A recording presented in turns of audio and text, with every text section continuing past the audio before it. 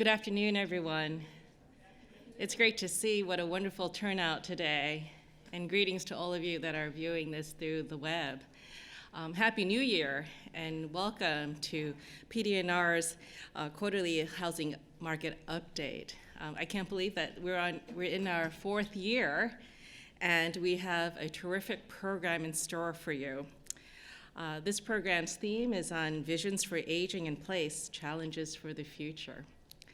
So, of course, to start us off, we have Kevin Kane, our Chief Housing Market Analyst, and he's going to share the highlights of how the housing market is doing based on third quarter indicators. And we'll be hearing some good news that the housing markets are recovering, but of course they're still fragile, and there's great variation across the regional markets. We've been tying panel discussions directly to our newest issue of Evidence Matters, and I hope that you've all received a copy of this. It is on Aging in Place, and I'll put in a plug for our website, www.huduser.org. You can also download this issue. We have a very distinguished panel today, and it's moderated by Jennifer Ho, who is the Secretary's Senior Advisor on Housing and Services. And our panel will examine the economics of aging in place, social service demands, technology and physical requirements and opportunities, community planning, and government programs. And we're also honored to have as our guest speaker the Honorable Henry Cisneros, our former HUD Secretary under President Clinton. Secretary Cisneros is currently Executive Chairman of CityView, and he has written extensively on aging in place issues. We're pleased to have Mr. Cisneros with us today. He's going to set the stage for the panel discussion, explaining why the issue is important to him. He'll provide us with a background on the national trends and statistics, and he'll be detailing his efforts and his expectations for the future. Now, before I turn to Kevin, I'd like to share one of the many ways Secretary Cisneros has made a positive impact on PD&R.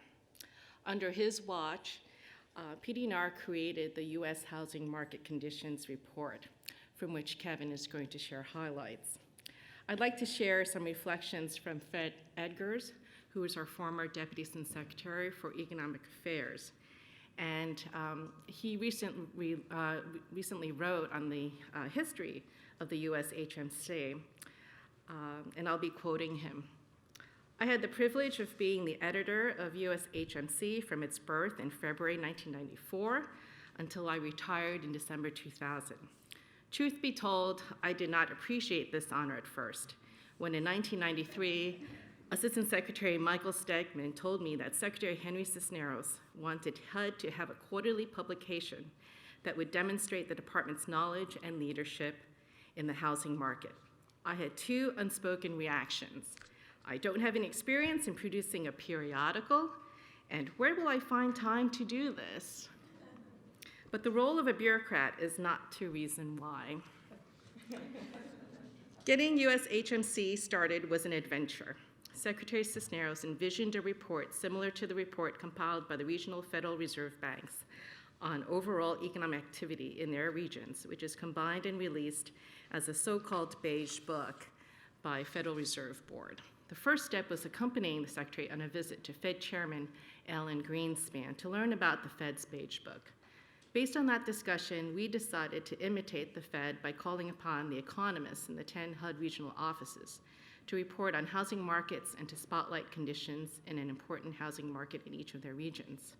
This section, organized by Economic and Market Analysis Division Director David Schenck, became a popular feature of the US HMC and had valuable benefits beyond the publication.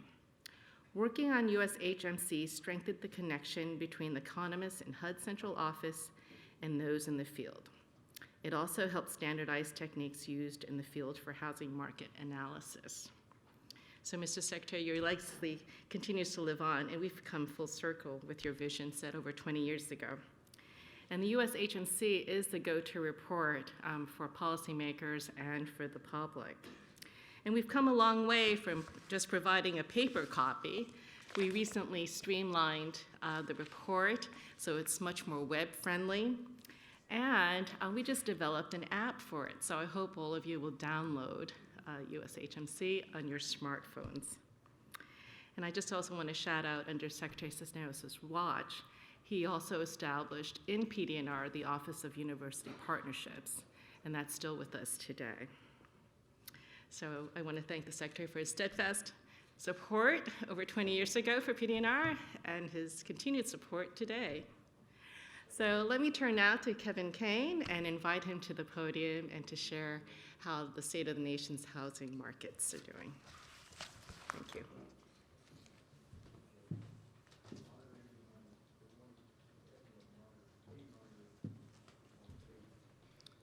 Thank you, Jean. A little more nervous than usual here with the former secretary being here, so welcome back, Mr. Secretary. Our second quarter briefing last year was canceled because of the government shutdown. So today I'll be talking about the third quarter numbers. But we got a wave of phone calls that came in. People were so disappointed, wondering when we were going to give our next briefing. So it's good to be back here today. And I'd just like to give a shout out to my family for all those phone calls that they made on my behalf.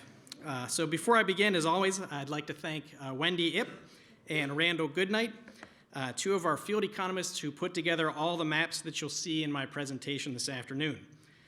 Just a note about the maps, the color themes of the maps are all the same, where brown indicates worse off conditions or declines in a variable, and blue indicates improvement or better conditions. So first, let's take a look at the nation's economy. This figure shows the year-over-year percentage change in non-farm payrolls since 2003. And this is looking at both the 12-month and 3-month averages through September of 2013. Non-farm payrolls are a measure of the number of jobs in the economy. The 12-month average, which is shown in blue, shows an annual change and is a more stable measure of economic performance. The 3-month average change, which is shown in red, is a good indicator for where things are heading. During the 12 months ending September 2013, non-farm payrolls averaged nearly 135.4 million jobs. This was up 1.6%, or 2.2 million jobs compared with a year ago. The 3-month average was up by 1.7% from a year ago. The rates for both series have been relatively stable since July of 2012, and you can see that with the flattening of the curve. For the 10th consecutive quarter, every region in the country added jobs relative to a year ago, and you can see that the entire country is in blue. 3 regions grew at a rate that was faster than the national average, and those are shown in darker blue, and that's the Rocky Mountains, the Southwest, and the Northwest. For the 4th consecutive quarter, growth was slowest in the Mid-Atlantic region at 1%. Relative to a year ago, the rates of growth were up or the same in every region of the country except the Pacific, which grew at 1.6% compared with 2% last year. Let's take a closer look at the Southwest region by metropolitan area. And year-over-year growth in this region during the third quarter was 2.1%. This was led by a 4.2% gain in the construction sector and a 4.1% increase in the leisure and hospitality sector. The areas in the 2 darkest shades of blue grew faster than the national average, led by growth of more than 5% in both Fayetteville and Midland. The 7 areas in brown had a decline in jobs relative to a year ago, led by a 1.3% decline in Shreveport. The national unemployment rate was 7.3% during the third quarter of 2013. This was down from 8.1% a year ago. The 6 regions in blue had a rate that was less than the national rate, led by the Rocky Mountains at 5.3%. The 4 regions in brown had a higher rate than the national average, led by the Pacific region at 8.7%. And on a state level, North Dakota still has the lowest rate in the nation at 2.5%, and Nevada has the highest rate at 9.4%. What about the change in the unemployment rate from a year ago? On a national level, the unemployment rate during the third quarter was down 0.8 percentage points from last year. the unemployment rate declined in every region of the country. So the whole country, once again, all in blue. The 5 regions in dark blue declined at a rate that was greater than the national decline. The largest decline occurred in the Pacific at 1.4 percentage points. The rate fell from 10.1% to 8.7%. And this was led by declines of 1.6 percentage points in Nevada and California. So let me give an overview of current housing market conditions. Sales market conditions are balanced throughout most of the country. As a bit of background, balanced conditions exist when the quantity of housing supplied equals the quantity demanded. Soft markets occur when the quantity of housing supplied exceeds the quantity demanded and we have a surplus. And tight markets occur when demand exceeds supply and we have a housing shortage. All 3 home price indices show that home sales prices continued to increase during the third quarter relative to a year ago, with the largest gains that we've seen in years. Existing home sales increased by 10% during the 12 months ending September 2013 relative to a year ago. Inventories of new homes for sale were up 32% from a year ago, and they were unchanged for existing homes. Based on the current rate of home sales, there's a 7.2 month supply of new homes compared with a 4.8 month supply a year ago, and there's a 4.9 months supply of existing homes, down from a 5.4 months supply a year ago. The sales vacancy rate was 1.9% in the third quarter. This was unchanged from a year ago. And rental market conditions are balanced to tight throughout the country. An estimated 67% of new apartments that were completed during the second quarter were absorbed within 3 months. This was unchanged from a year ago. And multifamily production increased by 8% in the third quarter relative to a year ago. And now let's take a look at regional conditions around the country. These are provided by our field economists. Relative to last quarter, improvements in an area are shaded in blue and declines are shaded in brown. So you can see not a whole lot of change from last quarter. Sales market conditions are balanced in most of the country, with some softness in a few regions: the New York, New Jersey region, Mid-Atlantic, the Southeast, and the Pacific.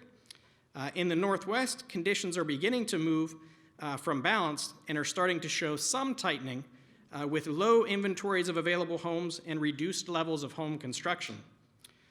Outside of the Northwest, markets in the rest of the country remained relatively stable compared with last quarter.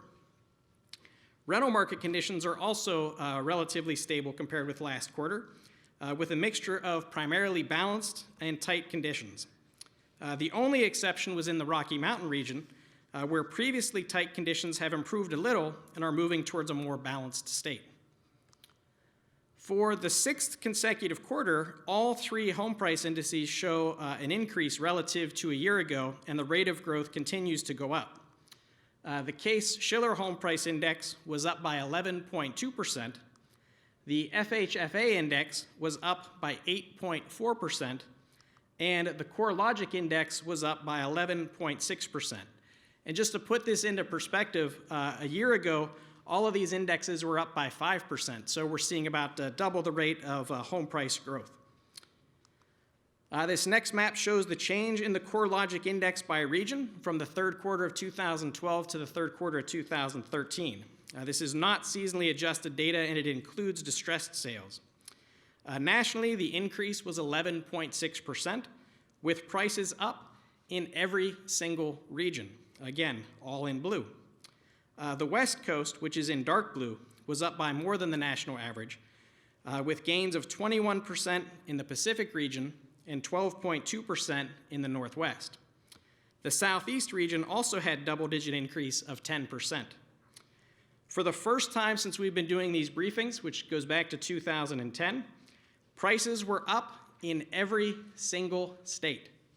13 states had double-digit price increases, and that was led by Nevada and California, where prices were up by more than 20%. According to the Census Bureau, the median price of a new home in the third quarter was $256,700. This was up 3% from a year ago. And according to the National Association of Realtors, the median price of an existing home was $207,300, which was up 13% from a year ago. This next map shows the price changes in the Northwest region at the metropolitan level during the third quarter. Prices were up in every metro area except for Fairbanks, which was down by less than 1%. 8 areas increased at a faster rate than the national average, shown in the dark blue, and that includes Seattle, Portland, and Boise City. The largest increase was in Bend, Oregon, at 18%. This next map shows the percent of home loans that are 90 days or more delinquent, in foreclosure, or in REO as of September 2013. REO stands for real estate owned, which means that the lender now owns the property. The national average was 6% of all loans in those 3 categories. This was down from 7.5% in September of 2012. The 4 regions in brown have a rate that's higher than the national average, while the 6 regions in blue are below the national average. The rate declined in every region of the country, and in fact, the rate declined in every single state. The most dramatic change was in the Pacific, down 2.5 percentage points, and the Southeast, down 2.4 percentage points. And these were led by declines in Florida of 4.3 percentage points, Nevada of 3.7 percentage points, and California of 2.5 percentage points. Let's take a closer look at the Rocky Mountain region, which has the lowest rate of distressed loans in the country. Every metro area has a rate below the national average, and outside of Utah and Colorado, all the metro areas are in dark blue, indicating a rate that's at least 3 percentage points below the national average. In addition, the percentage of distressed loans declined in every metropolitan area in the region during the past year, with the largest decline of 2.2 percentage points in St. George, Utah. Existing home sales increased by 10.1% during the 12 months ending September 2013. Sales increased in every region. Once again, the whole country's in blue, with double-digit increases in the dark blue regions, which increased at a rate faster than the national average. The largest increase in sales occurred in the Northwest at 17.4%, followed by the Southeast at 16.3%. And just to note something that's not shown on the map, new home sales were up by just 1% from the third quarter of 2012 to the third quarter of 2013. Looking closer once again at the Northwest region, which had the largest increase, sales were up in every metropolitan area, and the 6 areas in the lightest shade of blue increased at a rate that was below the national average. The areas in the 2 darker shades of blue increased faster than the national average, with those 10 areas in the darkest shade increasing by more than 20%, and that includes Seattle, Spokane, Bremerton, and Portland. Let's take a look at single-family home building. As measured by building permits issued, this increased by 20% during the third quarter of 2013 to 152,600 homes. Single-family home building increased in every region of the country, with gains ranging from 9% in the Northwest to 43% in New York, New Jersey. And it's very telling to look at these numbers on a map to see the regional differences. The eastern half of the country increased by more than the national average, shown in the darker blue. The number of multifamily permits was up by 8% to 86,300 units during the third quarter. Increases occurred in 7 regions and ranged from 13% in the Pacific to 48% in the Midwest and New England. Multifamily permits declined in the Southwest, the Southeast, and the Northwest. Vacancy rates continue to decline throughout much of the country. You can see this in the 3 shades of brown dots.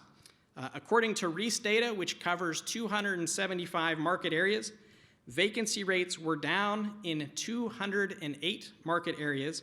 They were up in 56 areas and unchanged in 11 areas. The average U.S. vacancy rate declined by 0.5 percentage point from 4.7% a year ago to 4.2%. There were 10 markets with a decline of 2 percentage points or more, and those are shown in dark brown, 4 of which were in Florida. The light brown areas declined by less than the national decline, and the medium brown areas declined between 0.5% and 2 percentage points. According to the Census Bureau for the entire U.S., the rental vacancy rate was 8.3%. This was down from 8.6% a year ago. Let's take a closer look at the Pacific region.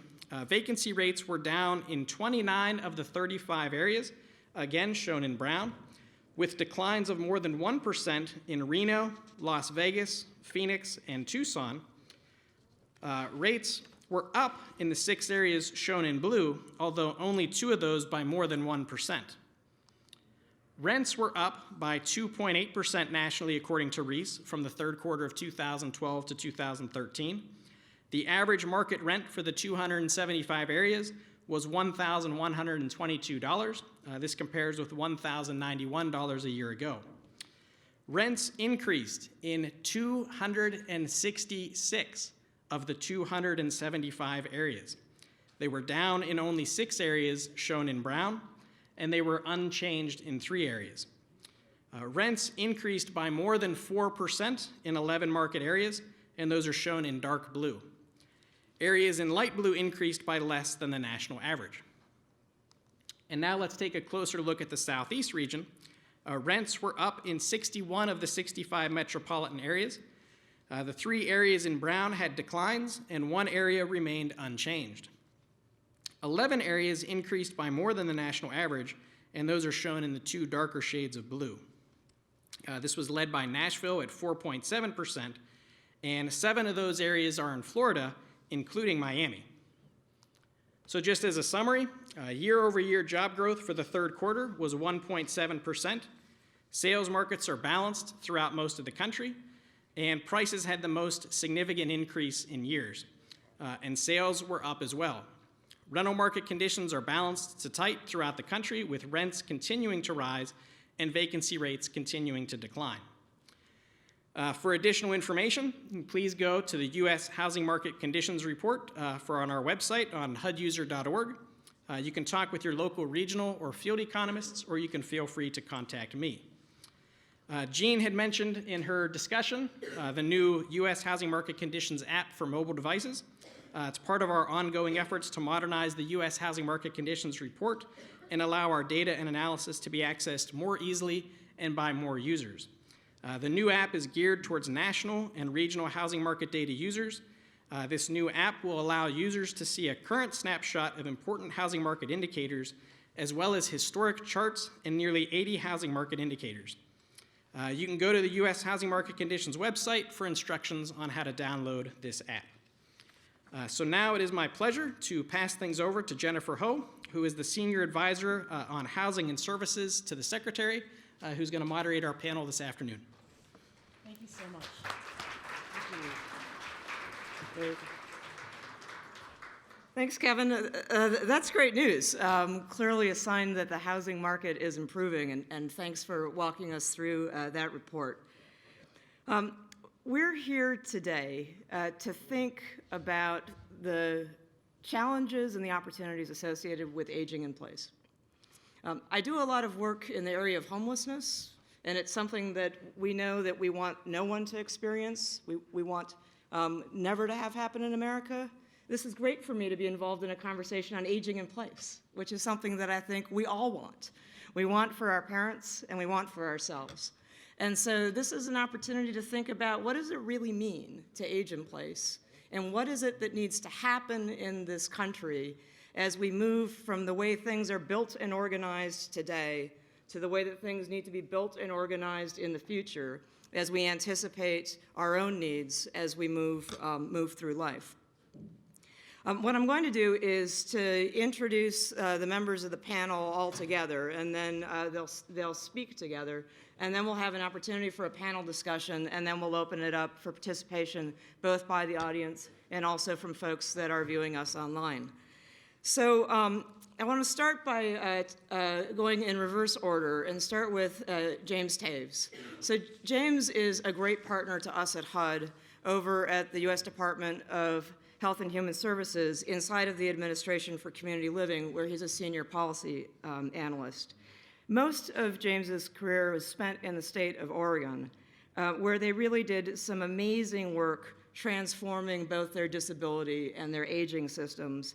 And he's worked on this issue from many, many different angles and brought that success to Washington, D.C. when he came in November of 2011, where he joined the Office of Disabilities as a senior policy analyst, and then became a senior policy advisor when HHS created the Administration for Community Living.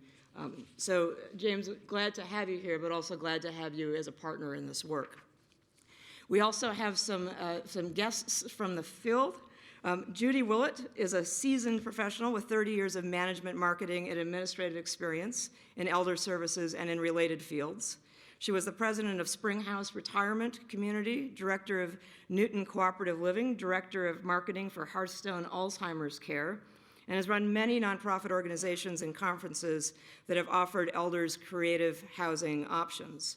She was the founding executive director of Beacon Hill Village, a pioneering and nationally renowned aging in community option that helps elders stay in their homes. She's the national director of the Village to Village Network, a peer-to-peer online nonprofit that services communities that are operating and creating villages all over the country, something that she'll explain to us and speak more about. Up next to Judy is Alicia Sanders. She's a senior policy research associate at the Center for Applied Research and the managing director of the Center for Housing Plus Services, both within Leading Age. Her work with both groups focuses on identifying, evaluating, and advancing models and strategies to link low-income senior housing with health and supportive services to help residents meet their needs, maintain their quality of life, and successfully age in place. Prior to joining Leading Age, she was the Associate Director of Public Policy for Aging Services of California, where she advocated for improved affordable housing opportunities for California's lower-income seniors. Before I introduce Secretary Cisneros, I'm not good at jokes, but I was trying to figure out how to start one with what happens when two HUD secretaries get in a room together. Because when Secretary Cisneros came today, he had an opportunity to sit with Secretary Donovan. And I think for anybody who works at HUD, you know that when you have an encounter with one secretary, you always leave with work to do. So I think the answer is that when two secretaries get together, you not only end up with work to do, but you end up with very challenging, hard, and difficult work that's urgent and needs to be done right now. So the challenge that we have today is that as they were talking, they thought that a good outcome of this dialogue would be that we would identify a handful of things that are the most important things that we at HUD can do in order to promote aging in place. So as you listen to the panelists today, and as they're engaged in conversation, and as you join the conversation, I invite you to think about that. Because it is a great opportunity for us to just pause and think about what are the most important things that we can do. Because if we aren't doing things right now today, the aging of America is happening. It's not going to stop because we were too busy with other things or because other things happened. We need to begin today to be making sure that we are redesigning and building and crafting the homes and communities that are going to make it possible to age in place. So that's our challenge as we move into the session. So it is my great pleasure and honor. I know you said I couldn't say anything more because enough had been said, but it's my great pleasure and honor to be able to introduce former HUD Secretary Henry Cisneros today. A lot of people up here have probably had the opportunity to work with him over the years, and so I won't go on at length about his history or his background, but it's striking to me as I was preparing for this. Jean mentioned the number of legacy projects that there are from your leadership. And Mark Johnston mentioned as you came in the work on the continuum of care that impacts homelessness, the way that you brought Hope 6 to life, which has transformed into Choice Neighborhoods and now is a part of the new Promise Zones. So many things have your signature on them. In this area of aging in place, you've now published this book, Independent for Life, Homes and Neighborhoods for an Aging America, to help spur how we think about this important issue. But I think that for folks that had an opportunity to work with you at HUD, the thing that they remember the most is your passion and your fierce defense of, and the promise to fight for our nation's commitment to people who need help and provide shelter and assistance to millions of low-income Americans. So with that, I please ask you to give a warm HUD welcome to Secretary Henry Cisneros.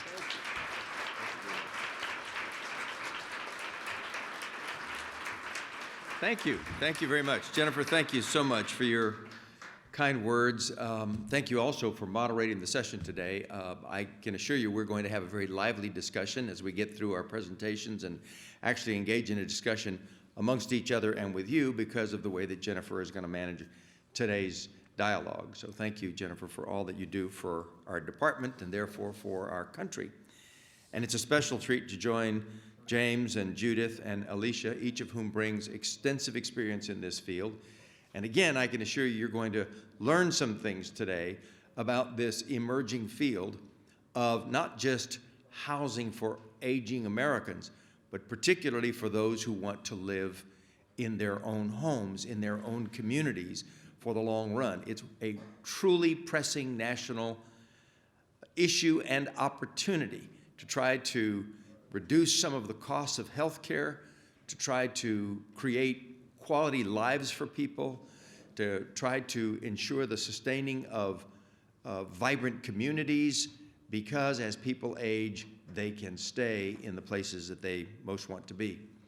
Thank you very much to Deputy Assistant Secretary Jean Lim Poe for her kind words. Thank you for your recollection of some of those things that we worked on in those years.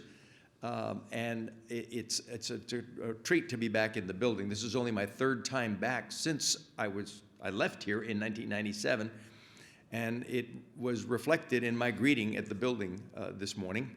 I walked in and the lady said, "What's your name?" I said, "Henry Cisneros." She said, "Have you been here before?" I said, "Yes, ma'am. I used to come every day. I used to be the secretary here." And she said, "Not while I've been here." So I had my own aging in this place experience today.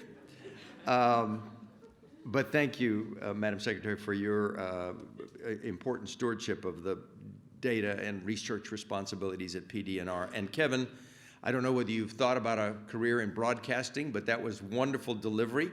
I can hear you on CNBC or some other such place. But I'm very proud of the work that you've done in keeping the H in HUD. The country tends to think of HUD as specializing in assisted housing and public housing and other strategies, but as I was told literally the day of my confirmation hearing on the Hill, never forget that the first letter of the word HUD is housing. It is the department that's responsible for this incredibly important sector of American life.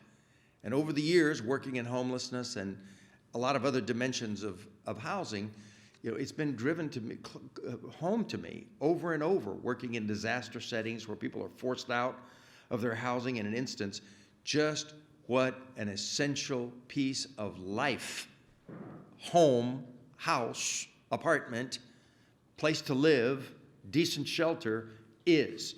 Not just in an economic sense, 20% of GDP with accessories and finance tossed in, and not just important in the lives of individuals financially, but it is truly a sacred place where the life of America plays out. And that's what this responsibility, this department is in charge with.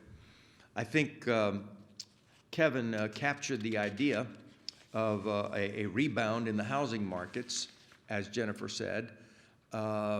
I spoke earlier this week at the Outlook Conference for the Greater San Antonio Builders Association in my hometown and did some of the research that mirrors what Kevin suggested. And experts are calling it, finally, at this point in the recession and rebound, the breakout year in which the housing sector will play its traditional role in taking the recovery to its full potential, because the housing sector has been on the sidelines for much of this. In fact, one expert said the housing sector feels like that question that children ask when we're on a trip in the back seat of the car. Are we there yet? And we haven't been there yet in terms of housing playing its full role in this recovery. But in November, we hit a 7% unemployment rate with 2.5% growth rate, and it is suggested that in 2014, that 7 may be able to drop to 6% unemployment rate, and growth will be more in the 3 to 3.5% rate because of the evidence that the housing sector is coming back strongly enough to play the role that it's traditionally played in recovery. So this is a good information. Thank you, Kevin, for your work. Today is a different subject. Today is focusing on people who will be, quote, aging in place. And I'm going to zip through some points here. But let me just begin by saying this is an important subject because of demographic change in America. Today we have about 20 million people over, we have about 40 million people over 65 years of age. It is anticipated that number will be 80 million over the course of the next 40 years. So that will double. We have something like 6 million people over 85 today, and in that same time frame, the number will become 20 million. So a tripling of the population over 85 years of age. Just briefly, this is a phenomenon being experienced in many countries, in particularly the northern industrial nations, where people are living longer for a variety of reasons and where replacement is not occurring.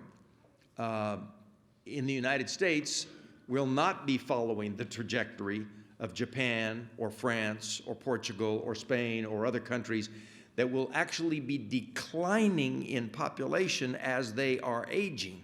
Real tough issues. We don't have time today to go into that, but this is truly significant global security and economic crises that they will confront all around this question of demographics. We won't confront that because even though we're getting considerably older, we're also adding younger population, principally through immigration. And as a result, we're going to continue to grow. In fact, by 100 million people between 2010 and 2050, we'll go to about 410 million from the present from the 306 million we had in 2010. But we are going to have a larger, much larger number of people who are much older, living into their 80s and 90s. And we need to think about housing solutions for their well-being, as well as for the way our communities function and the way our national economy functions. Because we're going to have huge cost issues associated with Social Security, health systems, et cetera. This is a massively important issue for those of us who call ourselves housers. Now, about 93% of people who are of advanced age at any given moment in time do not live in assisted housing, nursing homes, or other places that are built specifically for the elderly. They are, quote, aging in place, in their own homes, in apartments, sometimes in assisted housing, not assisted living, but governmentally subsidized housing, but they're living on their own, essentially. And I first got into this subject area because I remember in the years that I was mayor of San Antonio, I would go to community meetings, town hall type meetings on a weeknight, and everyone there was older. And the problems that they described to me were unique to the elderly. That is to say, the problems that they described of security or of transportation, it just seemed to me, you know, if we did a GPS analysis of this neighborhood, we could serve this neighborhood in a different way. We could offer policing services in a different way, and should. We could offer housing assistance in a different way, and should. And it sort of was with me, but I never really acted on it. At HUD, again, you could see the data, but we never really initiated much in that arena. And then some years ago, I'm back in the housing field. I've been for the last 13 years building workforce housing across the country. AARP asked me to speak on that subject at an AARP conference, AARP meeting, town hall type meeting. And in doing the research, it just was driven crystal clear to me that we've got a problem. We have a problem because there's a lot of people who are suffering because they're trying to live in their old homes and in their old neighborhoods, and they haven't been adapted for the reality that they're now more frail, they're older, they're isolated, their children have moved on, their spouses died, all of the things that happen as people age. So let me see what the best way to advance this is. So these are the kinds of concerns that I heard as I listened to people. The deterioration of the house, the lack of money for home improvements, the utility costs associated with it, immobility and isolation. Even though it's listed here as number 4, it was the most frequent thing I heard. Loneliness, a sense of isolation, a sense of being unable to run errands, unable to depend on people to get to places, the moment when a person can no longer drive themselves. So issues of fast traffic in the neighborhood and worries about crime, fear of falling and getting sick and being left alone, inadequacy in being able to manage things like paying one's bills after a point, and so the utilities are cut off. My mother is 89 years old, lives in the home that she and my dad bought 2 years before I was born. They moved in there in 1945. And she absolutely wants to live in her own home. After a little bout with sickness this summer, we had her in an assisted living facility. And after a while, I frankly did not want to go visit her because the message was the same every day. Are you taking me home today? I would arrive there and she was dressed with her bag packed, even though there was no sign that it was time to go home. And so she's back at home. I personally drove her home when we got her at the end of the 2 weeks that she was there. And it was an almost palpable expression of peace and joy as she walked through the house, as she walked back out to the yard. I mean, that's what home means to so many people. They're not going to be blasted out of their home with dynamite, even though they're facing these kinds of issues. As I said, over 90% of older Americans are determined to age in place, and they need a supportive physical environment to promote longer health and independence. That's a very important point. There's a professor at Stanford, and I'm going to rush through this very quickly so we can get to the other panelists. There's a professor at Stanford named James Fries who came up with this concept he calls compression of morbidity, and it's essentially this. We believe traditionally that from age 55 or so, there is an arc of decline, and it's just a sort of consistent, rapidly accelerating arc that goes from 75 to whenever a person finally passes in their 80s or whatever. His argument is there's a series of things that we have done along the lines of Social Security, income assistance, better health care, etc., but importantly, the physical setting in which people live that can create a compression of the period of morbidities. So you can hold people up at a more constant level of well-being, and then inevitably there will be a point of decline, but it can be much shorter, much less painful, much less suffering, much less cost. And the physical setting in which people live, this work we do, housing, can be part of the solution. So let me quickly run through, and I promise it'll be quick, 4 strategies that we wrote about in this book called Independent for Life. The first is the retrofitting of existing homes, and then the creation of new homes that are age appropriate, what we ended up calling the lifespan home, the home that you can be in for your entire life. And by the way, many of those things are good for people who are disabled, or they're not a problem for younger families, so they can be built into the traditional house. Retrofitting of existing communities and developing new communities.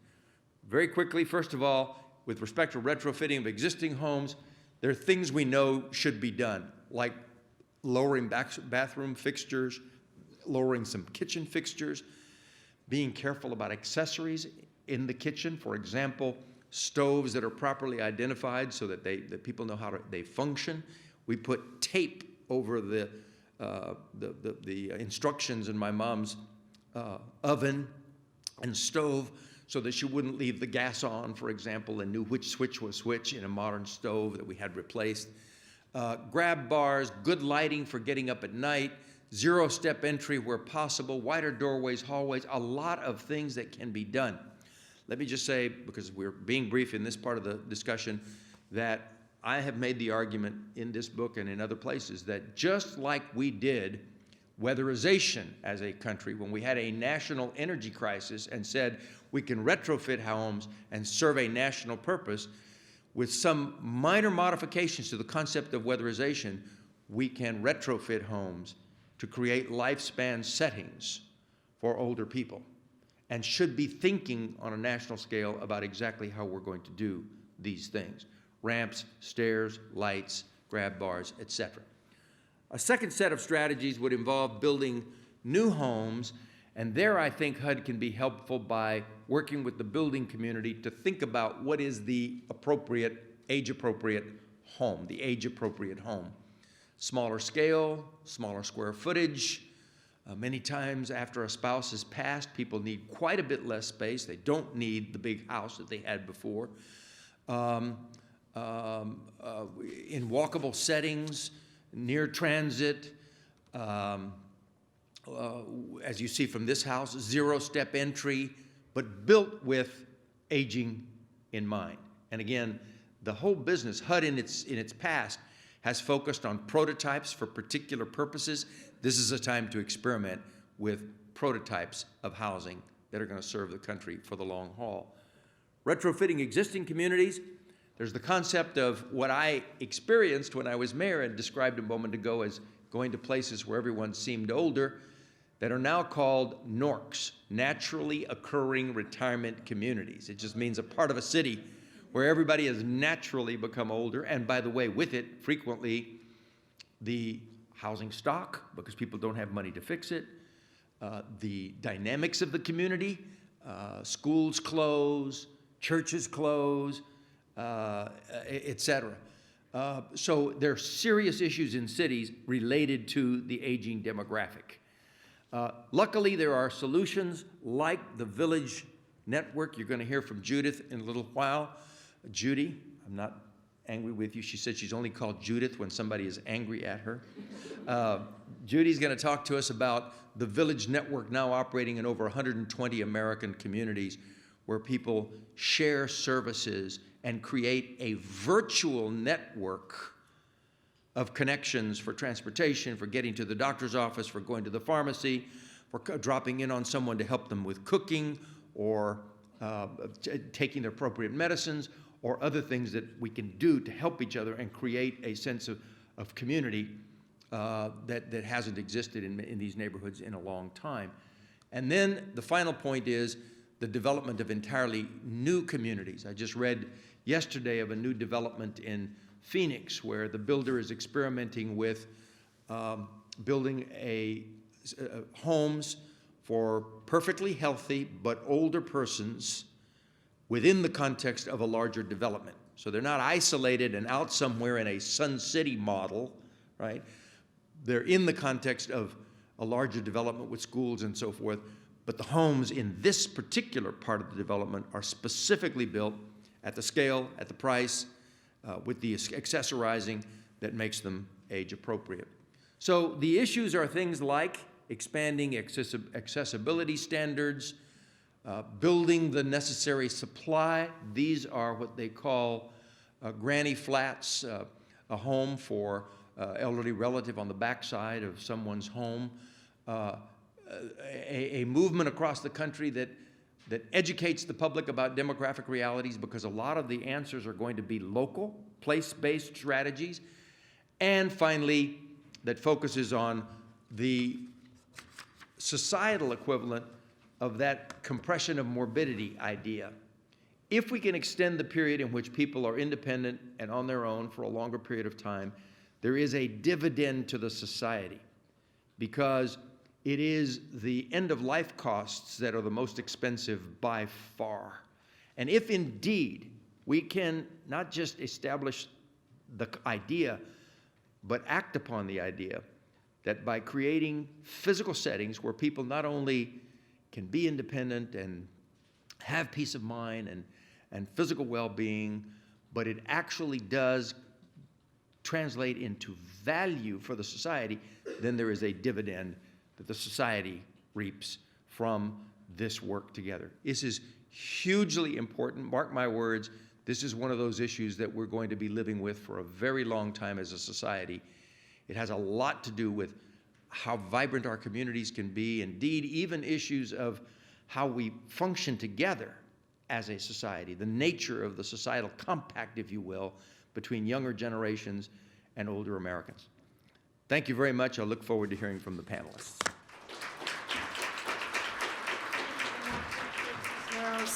And it lived up to the passion and the vision that we expected having you back at HUD. So thank you so much.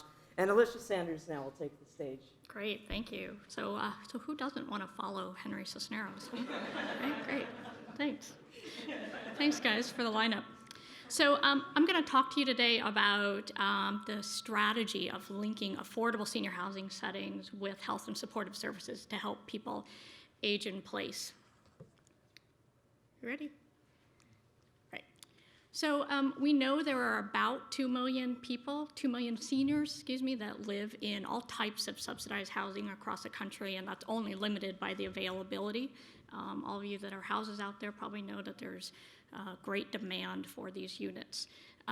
In general, what we know about the population is they're poor. The median income of residents in 202 properties is just over $10,000. We also know they're growing older. So not only are the residents that live in the building aging in place, but they're also moving in at advanced ages. You can see some of the figures up there, and what's significant is such a large percentage, roughly about a third of the resident population is over the age of 80. We also know they're a very racially and ethnically diverse population, and even though the white category is roughly half the population, there's a lot of ethnic diversity within that category.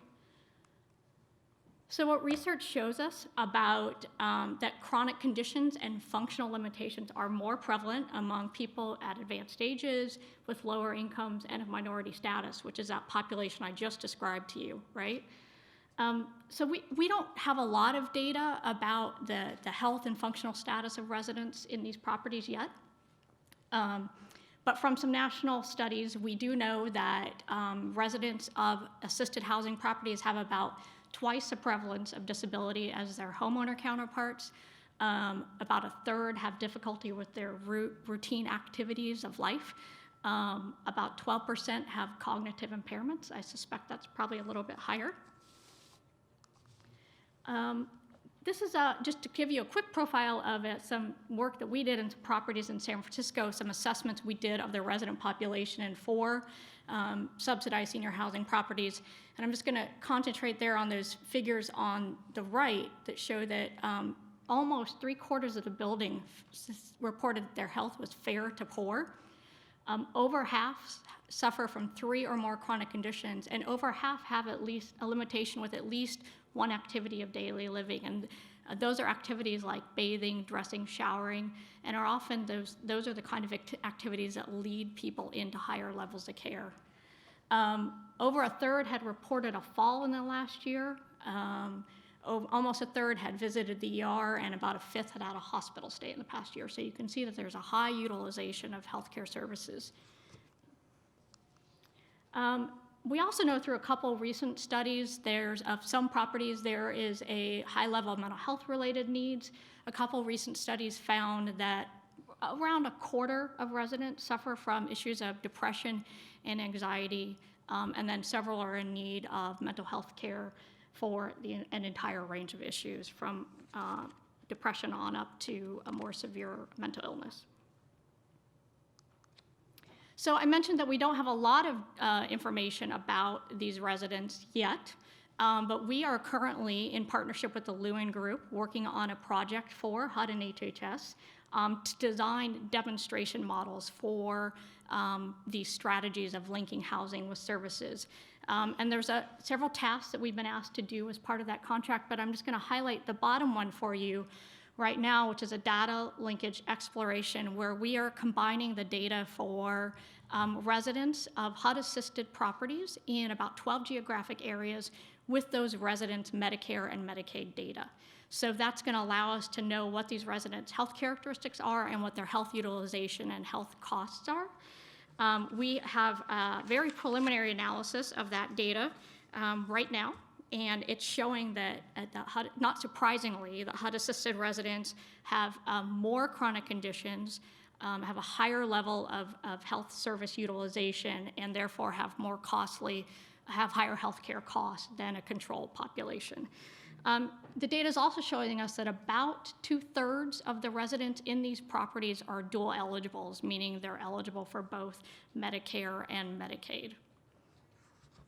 I'm going to tell you a little bit more about that study in just a few more minutes. So we know that there are some federal and state level policy priorities around health and long-term care. So we know many states are trying to rebalance their long-term care systems to provide people greater access to services and resources that will help them stay in the community and avoid an unnecessary or a premature move to an institution. We also know that the Affordable Care Act and other healthcare reform efforts are trying to drive better management of health conditions, better coordination within and across healthcare systems, and trying to drive down unnecessary use of health services like ER and hospitals. And we also know that as the biggest users of health and long-term care services, there are a lot of initiatives that are focusing on this dual eligible population and helping them better manage their conditions and better coordinate their care across both the health and the long-term care systems. So if we just kind of bring all those trends, the resident characteristics and the policy trends together, and the fact that these residents are aging, they're increasing in their mental, their physical, and their functional limitations. That we know, as everyone has said, that they want to remain in their home and in their community. We know fair housing generally allows them to stay in their community, and there aren't many alternatives for them to go to anywhere with their lower incomes. And then given those policy priorities that I just discussed, we think this creates a lot of potential synergies to create new strategies to help this priority population remain in their home and community. So I'm going to tell you just about a couple models that are happening around the country and I've selected a couple models that kind of bear on those policy issues that I discussed. And getting back to that, to developing the demonstration models projects that I discussed, part of that work was to do case studies of several models around the country. And so doing those case studies and other research that we had done in our looking at other communities, we noticed some kind of key elements, some key components of strategies. And that seemed to be a care coordination presence. And that was through a service coordinator, which many properties have, but not all have, and some sort of linkage with a wellness type nurse role. So one of our recommendations as kind of a core element of these demonstration design is to have that team of a service coordinator and a wellness nurse to help look at all spectrums of a person's life, from their social to their health needs, and then work together to help them coordinate across whatever their range of needs may be, wherever they may be at that point in their life. And so this model that I'm going to tell you about, the supports and services at home, this is a core element of that model. This is a model that was developed by an affordable housing provider in Vermont, Cathedral Square Corporation. It is a care coordination model that's anchored in senior housing. So they serve both residents in the housing property and then people in the surrounding community. It's based on an interdisciplinary team that's made up of, as I said, a housing-based staff, which is what they call a SASH coordinator, sort of an enhanced service coordinator, teamed with an on-site wellness nurse. And then they have a formal network of community-based providers that are part of this interdisciplinary team that are dedicated to the property and work with the residents there. And that includes the various agencies that often touch on these residents: home health agencies, area agencies on aging, mental health agencies, other community providers. Every resident that chooses to participate in the program receives a comprehensive assessment. And then together with the resident, the service coordinator and wellness nurse create a healthy living plan for them. And that plan addresses whatever comes up as a need or an interest in their assessment. It may be from something simple to exercising more to learning a craft, on up to needing much higher levels of care and assistance. And then that interdisciplinary team monitors and coordinates this plan and helps the resident with implementing it. They then aggregate all of those individual assessments up into the community level and create a community healthy living plan, I misnamed it there, where they then bring in evidence-based programming to help address whatever the issues are at that community level. Maybe it's diabetes, maybe it's interest in more exercise, whatever that may be. Vermont has his statewide health reform effort going on, and Cathedral Square was able to get this strategy linked into the health reform effort. So through that, and through a Medicare demonstration that the state is participating in, the SASH model has been spread throughout the state. It's operating in over 80 housing properties now, and it's continuing to grow. And through that Medicare demonstration, Medicare pays for the SASH coordinator and the wellness nurse team, and then there's various other resources that come into the model. We are currently working on an evaluation, an HHS and HUD-funded evaluation of that program, together with with RTI International. And it's a 3-year evaluation. We're just in the first year of it now, but the preliminary data does show that the SASH program is helping to lower the rate of growth of the healthcare cost for the SASH participants in comparison to a comparable group. And I'm just going to tell you about one more model. This is a partnership between Presbyterian Senior Living and a health system, Pinnacle Health, in Harrisburg, Pennsylvania. They are also now piloting a care navigation program in their properties. Pinnacle Health provides a weekly on-site clinic at the housing property that's staffed by a physician, a nurse, and a medical social worker who teams with the property's service coordinator. And the core of the program is to ID those high utilizers of the healthcare system and then help them eliminate whatever the barriers to care may be for why they're going to the hospital frequently, why they're not managing their diabetes, why they're going in and out of the ER.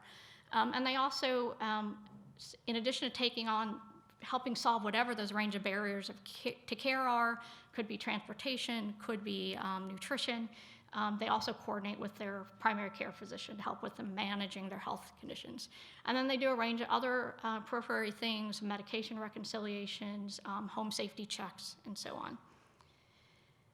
I just want to wrap up by showing you some of the early results of their effort. The bars on the left-hand side, sorry, I still have to hold my hands up to know left from right.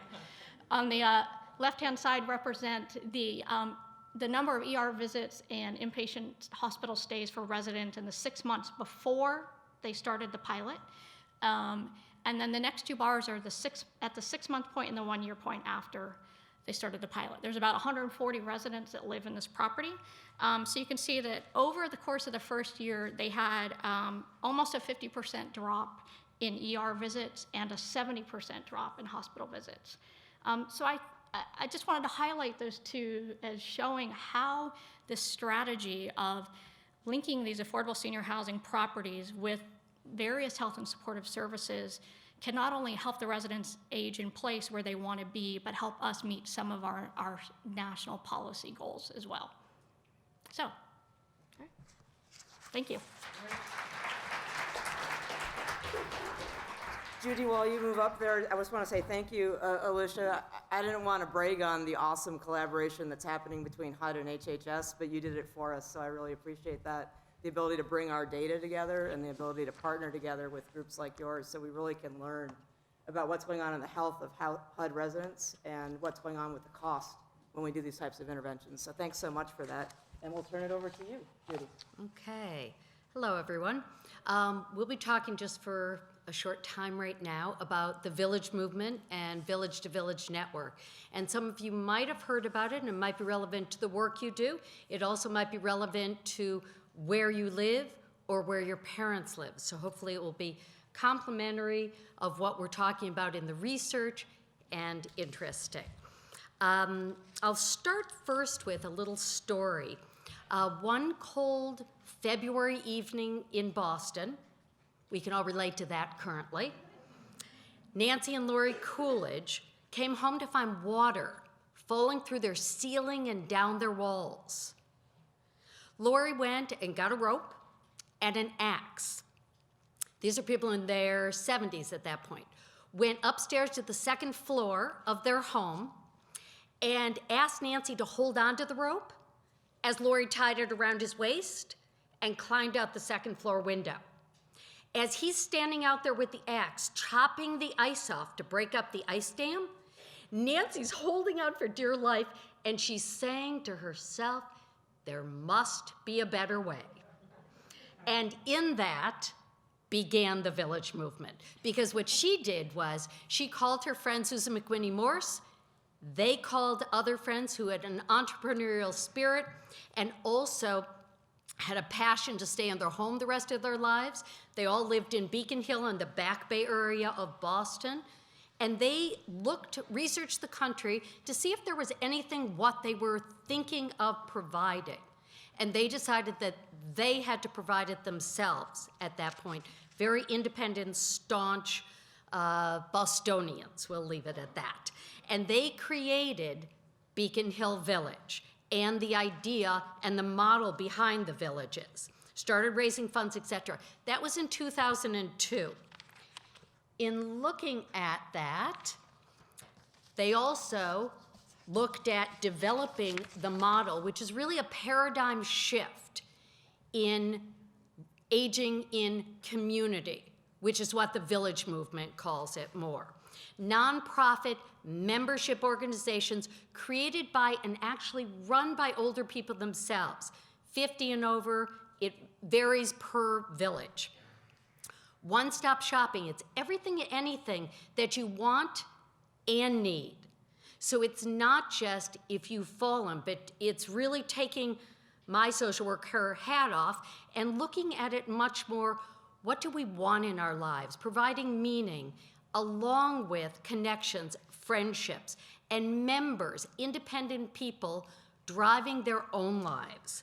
Those are the types of things that are at the core of what makes a village. The other thing that what makes a village are these paradigms, which are grassroots membership model. About 85 to 90% of the villages across the country, and there are 120 of them open currently, and 125 developing. So grassroots membership model, self-governing, self-supporting, consolidator and coordinator of services.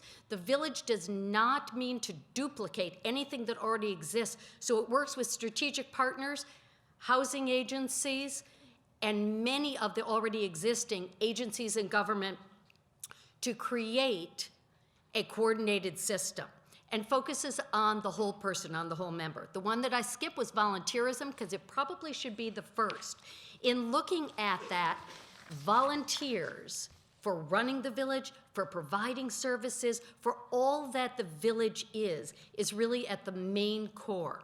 There are three components of a village. They are concierge, assistance in living, and community building.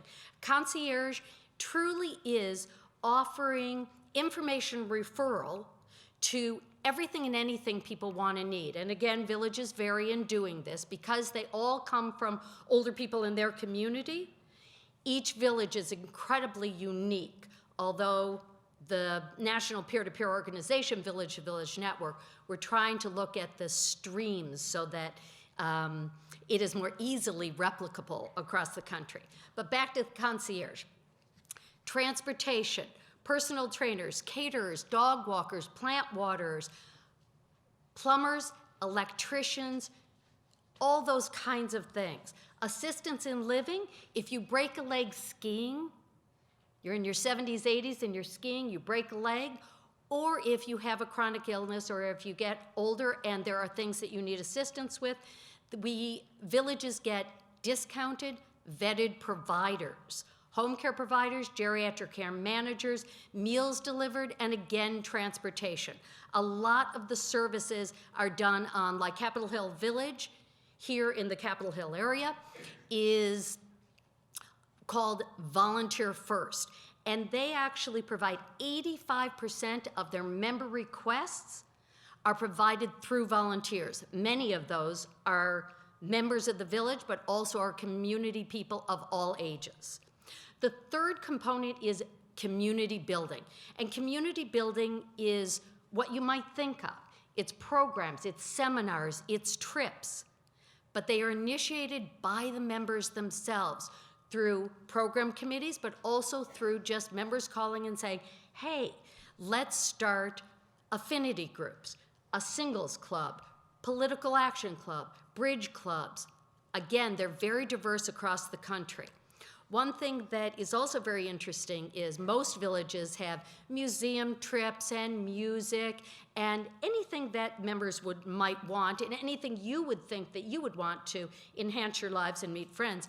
But the other thing is that they do very unique ones. At Tierra Santa Village in San Diego, there was a group of 20 people who were members who wanted to go to Alaska. So that was organized, and they went up to Alaska for 2 weeks. Another one was Beacon Hill Village, and they organized a community organizing stance when, after Hurricane Katrina, people wanted to go down to New Orleans and build houses, and they did that for 10 days. So again, think broad when you think villages. When we look at villages, again, they're consumer-driven, no matter how they are funded, founded, or staffed. I'm going to look now at the 5 top services utilized and offered by volunteers and then paid service providers. And that is recreation and fitness, so exercise classes, people staying engaged, healthy, and active, transportation, health reassurance calls, friendly visitors, and healthcare advocacy. Transportation, as I'm sure you know, is the #1 service request that all villages get, as most social service agencies do also. Paid providers, home maintenance and home repair, weatherization, all those kinds of things, so that people can stay in their own homes, whatever that home is, whether they own it, it's a condo, they rent, or they are in HUD housing, or even assisted living. Sometimes they don't need those because they're taken care of. Home health and personal care assistance, housekeeping, transportation, in-home technologies. One example was my son, who was at that point 18 or 19. He was asked, he was driving for Beacon Hill Village members, and he was asked, we called him and said, can you take one of our members to a funeral? He drove her down to the funeral, and then she asked if he would come in and be her escort. And he went in with her, and her quote was that it made a hard day much easier. He was a little mortified because he was in shorts and didn't realize that he was going to go into the funeral, but it all worked out beautifully, and that's the kind of out-of-the-box kinds of things that people help with for villages. The average age for village members is 75. So think young, solid, healthy. Only 5% are paying for home care services of village members. But I'm sure it's a lot larger than that, as most caregivers are family members. The youngest village member is 50. The eldest that we know of is 104. So again, think of the diversity of what people ask for. The average membership fee is $450 for an individual annually, $650 for a household. 3/4 of the villages have a low moderate income program, and it's generally about $100 for a membership for an individual and $160 for a household, and they get credit towards services so that they can actually engage. The other thing is that villages are funded by member fees, foundations, which fund mostly the low moderate income program, individual donations, corporate donations, and then a few have public subsidies at this point. And those are interesting and will be interesting in the future in changing policies to look at. The village movement is important now because it is, as we talked about before, the age wave, as we all know, is not only coming, it is here. It's because we're craving community, companionship, to decrease isolation, but also it's what gives meaning to our lives. It would be difficult to build enough senior housing, and it would take too long and cost a lot, and everything, those types of things are being cut back. And as spoken before, 90% of people 60 and over want to age in their own homes and in their own communities, intergenerational, where they've lived and raised their children. The other thing is that my bet is, although I haven't seen a study yet, baby boomers, that would be even higher. In looking at Village to Village Network, that is a peer-to-peer organization that establishes or helps individuals and groups establish villages and then maintain them, open villages. We are all over the country now. As said before, there are 120 villages that are open. You can see that we are more on the East Coast and the West Coast, but gaining momentum in the center of the city. 25,000 members in villages so far and gaining every month. 125 groups are developing villages all over the country in 39 states and 3 other countries, Australia, Canada, and the Netherlands. But 40 other countries have come to the villages and asked for information, have visited villages, etc. Currently, there are 210 Village to Village Network members. And the Village to Village Network is so that you don't have to duplicate the wheel, to help villages get started more quickly. So all villages work with forums, talking to each other, webinars, document sharing for job descriptions, all the way to business plans, etc. Village to Village Network also provides national discounts, again, to run your village, and a searchable. Quality of life impacts are just coming out because although Beacon Hill Village is 12 years old, most of the villages run between 5 to 3 years old and more that have just opened. So it's a new movement, and now it's time to start really showing the efficacy of it in terms of cost savings, etc.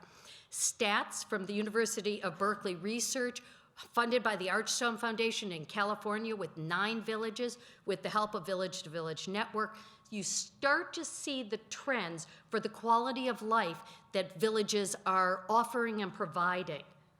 And I'll leave it at that. You can read those yourself. Villages and the Future, we're looking at research and expanding that across the country, public policy and the implementation for the villages to truly be in housing buildings and in every community that wants it, to support people to stay in their homes. And advocacy, lifelong learning, livable communities, working with the already existing NORCs, etc., to aging community. And this, as the last, is the quote that is, the community as a whole will strengthen if its oldest residents stay put, and local resources are engaged in a network of support. I'd like to end with that because it is a lovely rendition and description of what villages are. Thank you. Great. Thank you, Judy. You know, Henry, you said somebody in the audience, might be moved by this because it's so personal. It's like, oh my God, this is my parents. Like, I am so going to tell them about this because my mom's the one who drives everybody to the grocery store, and my dad will come on up, James. I'm filling in. Yeah, my dad's the one who will go fix your computer, and they're on this. I'm so hooking them up. So thank you so much. So great, James. Thanks. So thank you so much to HUD for putting this on. This is an incredibly important topic that has such a huge impact, and I'm sure there's lots of you in the room already that are personally involved in these kind of situations. 25% of all individuals over 65, age 65, will need some support in activities of daily living, eating, dressing, toileting, medication management, things of that sort. When you get to 80, 85 years of age, it's up to 50%. So the vast majority of people as they age will need some form of assistance, in many cases major assistance. As we already said, most everybody wants to stay at home, the vast majority. And yet there are many, many barriers to that we could talk about today. I want to focus on 2, and then I want to focus on 3 initiatives that Health and Human Services, the department, is working on to try to mitigate those risks. The first is caregiver support. 85% of all caregiving in this country is done by family caregivers. It's a stunning statistic. The economic value of that is about 4 times what we actually put out in public dollars for long-term care assistance. 40 million Americans are providing long-term care support to family members, 15 million to family members with dementia. Again, just a stunning figure. A recent study by the United Hospital Fund has done the most detailed profile of family caregivers and said 46% of those interviewed in a very detailed, multi-pronged survey report that they are doing complex medical and nursing tasks, medication management, open wound care, tube feedings, trach cleanings, all kinds of what are typically considered medical and nursing tasks. And many of them have received very nominal, if any, support from the healthcare community.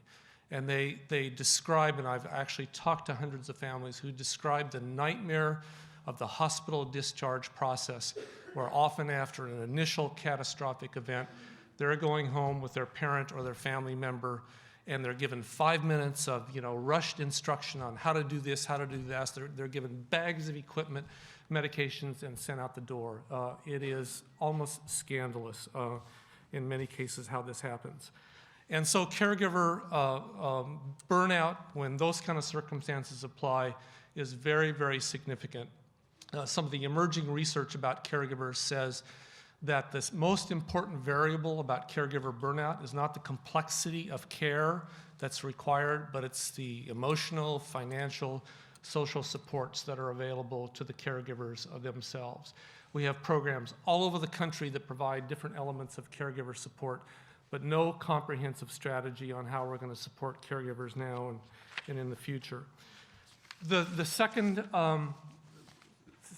barrier that I would call, and I don't mean to be disparaging about the industry, but there are hundreds and hundreds of thousands of elders in this country that I think are prematurely and unnecessarily institutionalized. I think it's a national tragedy, quite frankly.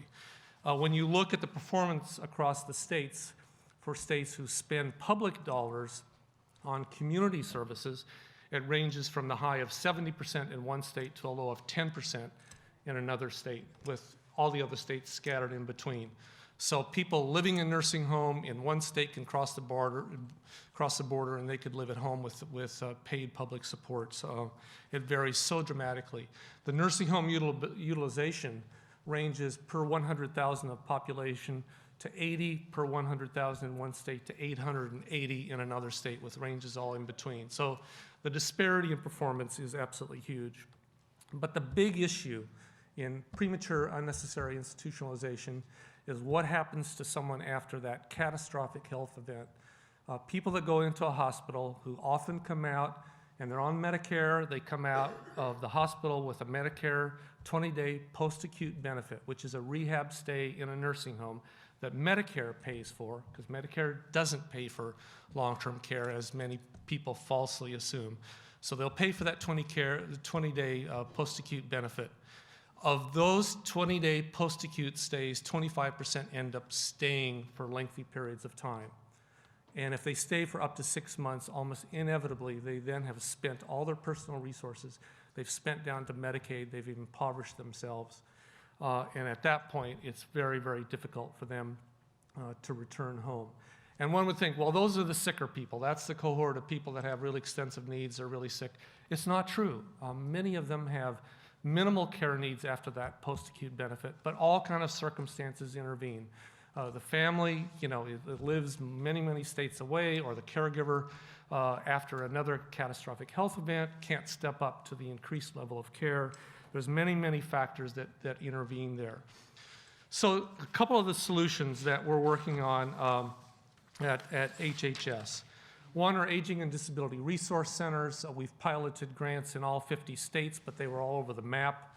More recently, in 8 states, we've expanded those pilots. Both the Department of Veterans Affairs and HHS is collaborating now and trying to figure out national standards that at the end of 3 years we can articulate. In every single state, you have to have a single no wrong door, and anybody, no matter whether they're eligible for public benefits or trying to survive on their private resources. When that health event or that catastrophic event happens, there is a toll-free number, there is a website, there's not only a call center, but there are personal interviews and face-to-face assistance that can actually help you sort out what your options are at that point. And in many cases, it's important to help the person utilize their private resources, which, if done wrongly, can cause unnecessary expenses, unnecessary institutionalization. So we hope to have that mapped out and virtually, or not virtually, but in place in every state in a matter of years. I used to run the long-term care program in Oregon. Not a month went by when I wouldn't get a call from some gentleman in New Jersey. My mom's in a hospital in Eugene, Oregon. She had a minor stroke. I don't know what to do. They gave me a list of 3 nursing homes where she can go. She's crying hysterically. I'm 3,000 miles away. I don't know what to do. And I just on my own, I'd start saying, well, tell me about your mom. Does she live by herself? Does she have any neighbors? Is there someone who can stay with her overnight? Can she pay for some home health care that maybe Medicare might pay part of it? And then just sort of start building a profile of what kind of supports might be available rather than risk going into a nursing home and then potentially getting trapped there. We've created this program in the federal government called Money Follows the Person to actually pay for transition costs and for a full year of federal funding to get someone out of a nursing home and either back home or into another kind of community facility. Every single report indicates that the lack of housing is the biggest barrier. And 5 years after this program was created, we've only moved 30,000 individuals across the country, which is great, but it's a very, very small number in terms of the need. Congress changed. It used to be that you had to be in a nursing home for 6 months before you were eligible for a program. They peeled that back to 90 days. But even after 90 days, people report people are beginning to lose their natural supports, their housing supports, the rent hasn't been paid on the apartment, and so now suddenly to get them back home, it creates a whole new demand to create housing options for them. Caregiver support, we're studying caregiver programs, are going to do a major national study here in the coming months to really look at all the best practices, but not in individual pilots or models, but that what can be actually scaled up to say, this is a gold star caregiver support program that ultimately ought to be in place in every state, that Medicaid ought to pay part of it, that managed care, the duals demonstrations, whatever we're doing to address the needs of this population could incorporate those kind of supports. And in nursing home diversion, we're actually looking at several states that intervene quickly. I had a staff member who used to talk about the golden week, and I said, what's the golden week? And they said, the golden hour when you're badly hurt in an accident to get to a trauma center within an hour and into surgery. After that, your chances of survival or regaining your capacities really goes down. The golden week this person described is if a person gets into an institution, if you're not in that place in a nursing home or facility within a week, beginning to plan, to get them thinking about what it would take to get back home, to get the family thinking about that, every day after that they stay, the chances of that happening start to go down. Minnesota probably has the most sophisticated program in the country that we're doing a lot of research around, where they get people back home. They actually, based on data from nursing homes, they have set up an encrypted, HIPAA-compliant website that generates, based on an algorithm, the names of individuals that have gone into nursing homes who are most at risk of long stays, not the ones that'll go for a rehab stay and go home, but are most at risk of long stays. And then they send those names out to their local contact individuals who go in, develop a plan. They've been doing that for 3 years. After 3 years, all of the people they've assisted to get back home, 91% have stayed at home for 24 full months after that. We're actually looking if we could scale that, because again, the protocols, the data, and we're doing some federal funding to actually measure the potential savings in Medicaid and Medicare if we do that. If you scale that everywhere around the country, our back of the envelope estimate is the return on investment would be about $2.81. And that's a strategy that's almost off the shelf that Minnesota has perfected. Other states are doing that as well. So those are just some of the ideas that we think are very important. I didn't touch so much on the housing side. That will come up in the discussion, but we have some wonderful partnerships with HUD and HHS that are really looking at the housing side of that equation. Thank you.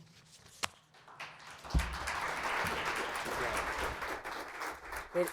I'll ask my friends here to hit your push button so we can move into some conversation. James, thank you, and thank you so much. One of the coolest things about my job is that I get to work with people like James as we try to figure out how to take HUD's housing resources and do a better job so that they marry up better with the health and human services and supports that are over at HHS. So thank you for that. Sobering in the statistics, but I think a great vision of how you want to move forward.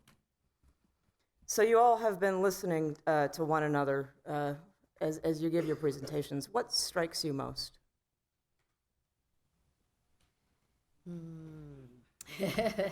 James, I need your mic. I think one of the things that strikes me is the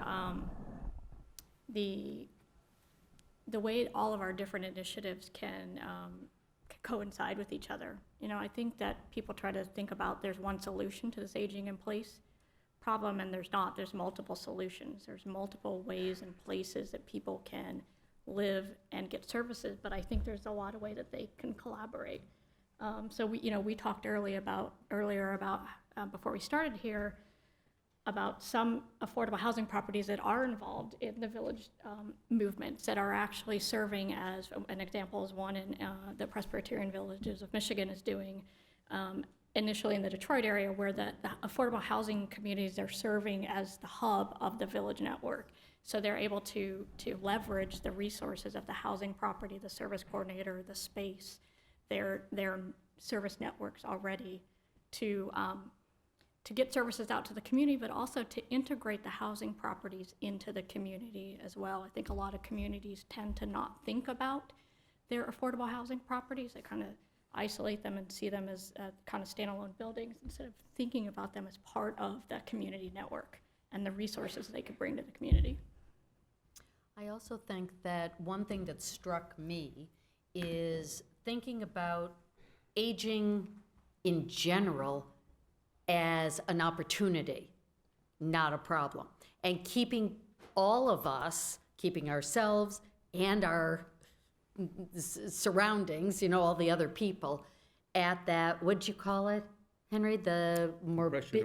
Right, exactly. So that is the goal for all of the programs that we're looking at, and the villages, the NORCs, all of the things are, and for ourselves individually, are looking at keeping that as long as possible as aging as a positive thing, aging as engaged in our lives, aging as engaged in the community, and not as a problem.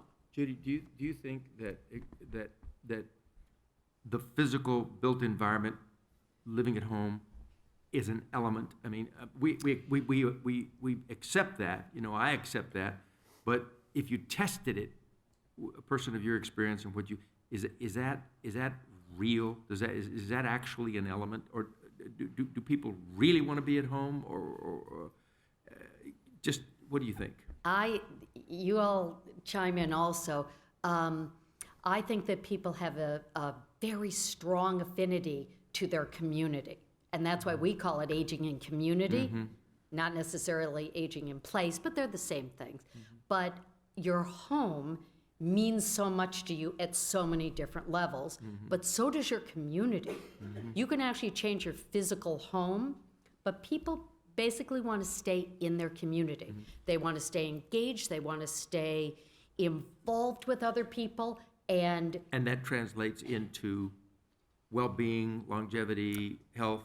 It does. Activity, etc. If you start looking at the research on social isolation and the research on health and wellness, they go right together.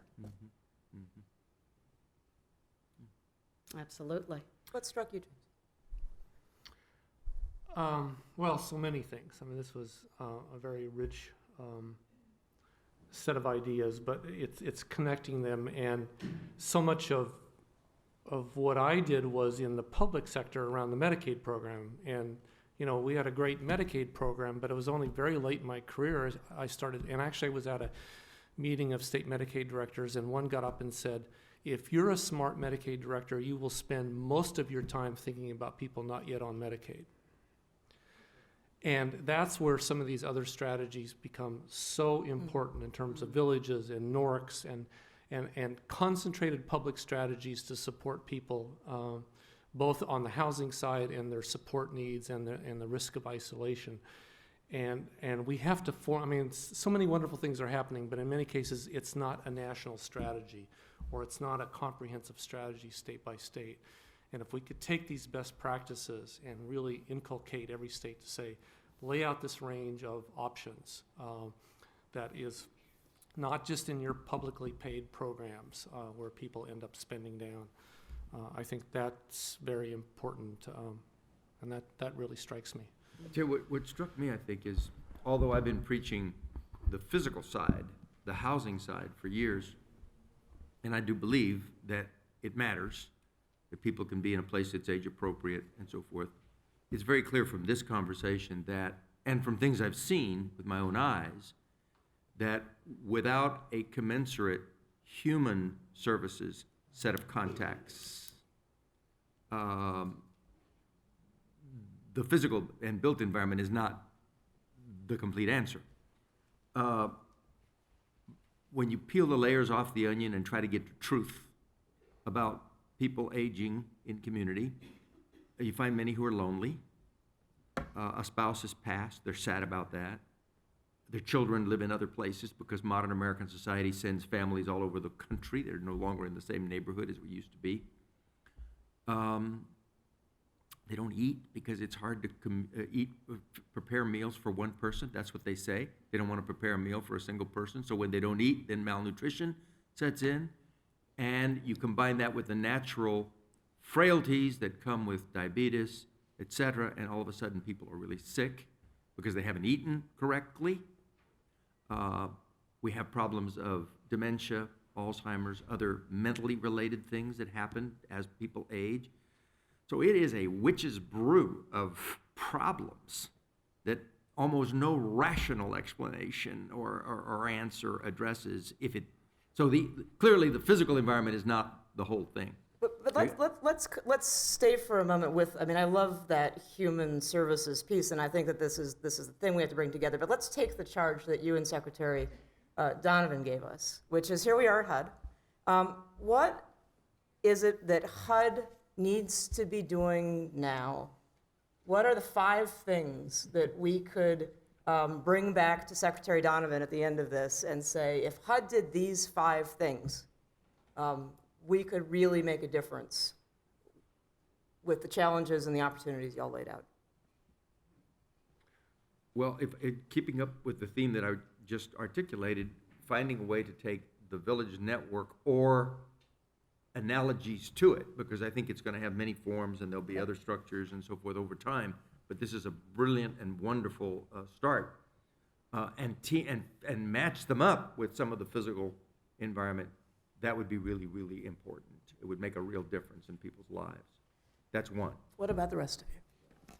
I was very struck by the Secretary's comment about the weatherization program. I never even thought about that. Because in so many cases, the housing modifications after a catastrophic health event are on the spot, and they're tied to that specific health event. So suddenly you get grab bars, you raise the toilet seat, you do a couple other things.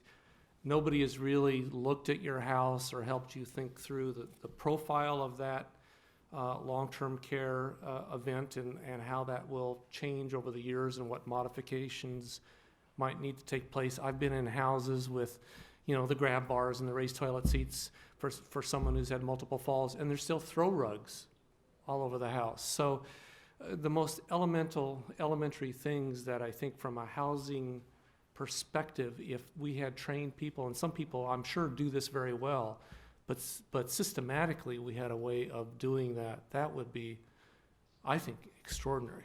Alicia and Judy, I know that you have thoughts too. I also really want to be mindful that I bet that there's a ton of ideas and a ton of thoughts out in the audience, and I'm I have promised that I'm going to get everybody out of here on time. So I just want to let folks know that we'll start questions from the audience in just a moment or two. There's microphones down the middle, so if you want to speak a question. And then I'm also just going to switch over here because we might have some questions that are coming in from online. So you can send some in from online if you want to. So Judy or Alicia, if you want to just throw in your ideas, but go ahead and please start coming to the mics and we'll get some questions in. And briefly. Yes, one easy thing is to start educating the HUD officers, regional, and even the building managers about the aging and community options, so that the people living in those buildings can become members of villages. Great. Yeah, and quickly, my thought is that HUD should look at the opportunity to expand both the numbers and the role of service coordinators in their properties to help with that coordinating, connecting element. Great, we'll work from the front. Can you please let us know who we're talking to?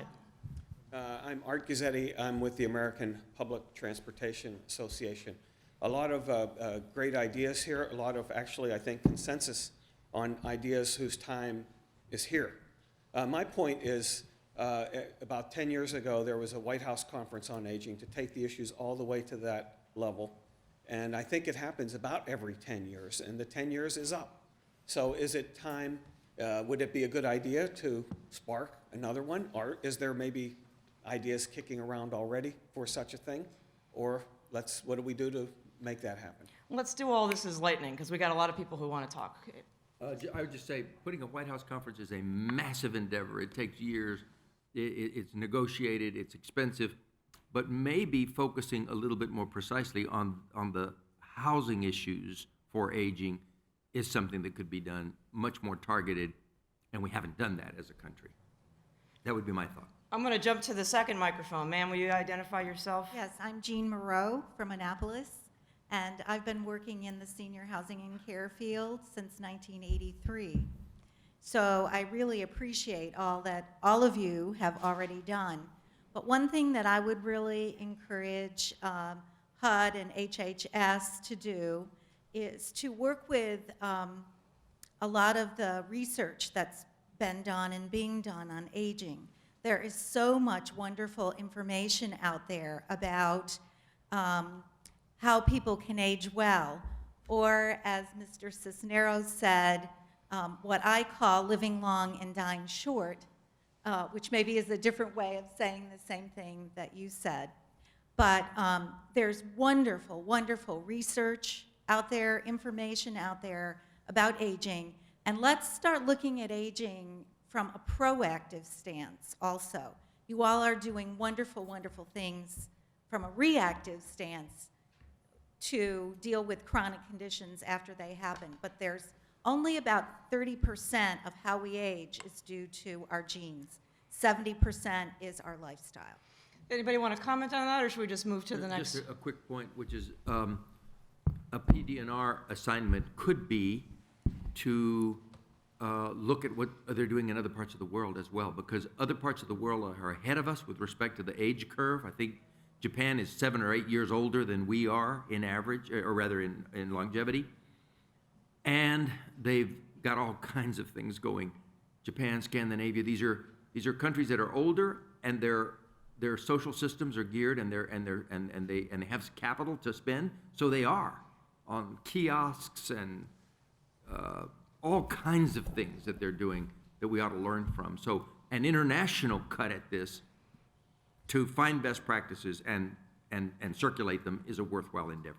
Yeah, and the World Health Organization is working on that and looking at livable communities and how villages can fit in so many other countries are even looking at what we're doing with villages, NORCs, et cetera. Thank you. Let's send it back to the third microphone. John Nelson with Wall Street Without Walls. We've been mostly involved in community development finance, but find ourselves interested in aging in place finance. One thing that PD&R and HUD might look at is how to create standardized documentation and performance data so that we could take land sale contracts or other ways of leveraging a person's equity in a home, not a reverse mortgage, to help them age in place and delay going into a senior facility. So a guarantee a pipeline for information and data so that we can get to scale through either a securitization or guarantees that impact investors might be able to get behind. Should we just keep going? Great stuff, great stuff. Interesting. Well, let's bring it back up to the front. John Doyle, I'm a commercial appraiser in Philadelphia and Saratoga, New York. I've been appraising Section 8 senior housing for 20 years. I can tell you these buildings with their aging in place look more like an assisted living facility today, yet the rent subsidy is for a generic apartment building, yet they're delaying the transition to skilled nursing, so HUD is subsidizing Health and Human Services, and the Section 8 landlords are providing a level of care that should be commensurate with that. They should be receiving a rent subsidy more akin to that. Interesting. Great, we'll throw it to the back, Mike. This is like trying to pick your shopping lane. You're, in Yes, the thank back, you, Mike. thank you very much. David Hattis with Building Technology, Inc. in Silver Spring, Maryland. Mr. Secretary, you mentioned utility costs as one of the 4 issues in your presentation. Right. And Ms. Willett, you mentioned weatherization as one of the areas of technical support. My question is, what can we do to target, to focus the issues of weatherization on the specific needs of the agers in place? That is, energy efficiency in the home is a function of the asset, which is the home, but it's also a function of the human behavior. And the human behavior of the agers in place may have some special dimensions to it that are not currently considered by energy audits. What could we do? It strikes me that what we ought to do is, within the context of the weatherization program, look at it through the lens of aging in place, so that it may be some physical changes that are just one notch beyond the existing weatherization package, or, as you say, behavioral suggestions. But the weatherization program, I think, has great potential to be expanded one notch beyond pure weatherization to real assistance to make a house age appropriate. And I would complement that in that many villages offer and work with their local utilities and provide energy assessments in people's homes, and they do that with programs and then individually in people's homes, so that energy efficiency is something that helps people stay in their homes, but financially are also safe in their homes. We also And- have local officials like fire departments that go to homes to Yeah. check them for fire safety. So collaboration at the local level to just check a home for its age appropriateness might make a lot of sense as a partnership. Yeah, thank you. Great, let's bring it up to the front, Mike. Hi, good afternoon. Thank you for this great program. My name is Diana Coho. I'm with the Federal Communications Commission, Consumer Affairs and Outreach Division, and one of my constituencies is seniors, as well as some of the other groups that have been touched on today. What my question, I'm trying to formulate sort of a train of thought, because I have a lot of different questions, but broadband adoption is a big issue, that the FCC looks at, and in terms of consumers and seniors in particular, I've been trying to marry up the issues with aging in place. I have a planning background kind of in a previous life, so when I hear aging in place and I hear weatherization, I start to think of something a little broader, like sort of maybe like an aging in place audit or checklist or something, and that broadband and having access to be able to communicate with people outside the home is something that has several components to it. So one of them is you have to get signal. So that's like a physical hardwire or some type of thing in the community, in the building, in the unit, whatever like that. Then there is relevancy. A lot of older people don't want to get on the internet because they don't see how it's relevant. So we do some outreach with that. They're also worried about the cost, the bills. It is a utility that's expensive. But with mHealth and some of the things about monitoring while you're in your home, the mental health treatments, there's all kinds of stuff like that. Security, as well as records management, and the isolation, with the social networking, seeing your grandkids on Facebook and that kind of stuff. So anyway, I'm trying not to go on and on too much, but really what I'm looking for is linkages and partnerships with this idea of communications broadband, aging in place, and how we can maybe look at that. Thank you. I think you've said it. Wow. Thank you so much. Let's send it to the back. My name is Lydia Tagavi. I am from PDNR, and I'm glad to meet Alicia in person. I met her in the email because I participated in the data processing for her project. But my question is for the Village to Village network. What is the role of the public school in this Village to Village network? See, when you're talking about wellness and loneliness of people, the children is a joy to older population, and it's a good way also for keeping them up alive and jumping around. So in these demonstrations or in these cases, what is the role of public education? There is a public school in every foot of the community in this country. Absolutely, great question. Many of the villages have relationships with schools, usually middle schools, high schools, and colleges, for those people to be volunteers, do leaf blowing, visit people. And then on the other side, we actually, in Boston, at Beacon Hill Village, they have a relationship with a nonprofit called Generations, Inc., and we have volunteers who are Beacon Hill Village members who go into elementary schools and help with tutoring and those relationships. Mount Lebanon Village in Pittsburgh, they actually have an intergenerational games program I think once a year, and that are people of all ages who literally have kind of a senior Olympics, if you will, but an intergenerational. Intergenerational programs are very important in working with the schools. Newton at Home in Newton, Massachusetts, they actually have a program with the high school in the auto mechanics that members of the village can bring their car there and learn how to change their oil, et cetera, or we'll have it done for them. So there are lots of ways that we are working with schools, and it could probably even be more expanded. One school-related activity that I've heard about in several places is the use of the library in the public schools, where seniors either staff them or staff them after hours so they can be used by seniors, the school library, for senior-related, book-related activities in the public schools. You know, the only difficult thing about moderating this panel today is that I have to announce that our time has come to an end. Oh, Thank you. And so, Jean, I want to invite, I know there are others with comments, but I also want to be very mindful of time. I'm terribly sorry. I hate doing this part of the thing, but I want to invite Jean up to take us home. Well, what an enlightening and rich conversation. I really don't want the conversation to end, so I hope that we can continue to have this dialogue even after the update. I want to thank all of our speakers today, Kevin, Jennifer, Secretary Cisneros, Alicia, Judy, and James, for their outstanding job today and really sharing their research and their experiences and their work with all of us. Now, as a preview for our next quarterly update, for our next Evidence Matters issue, we're going to be focusing on the topic of vacancy, both vacant properties in the commercial and residential sector, addressing the challenges associated with abandonment, as well as the opportunities for reusing these lands.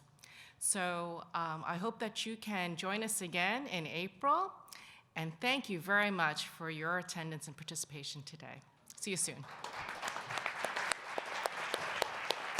Thank you so much. Thank you.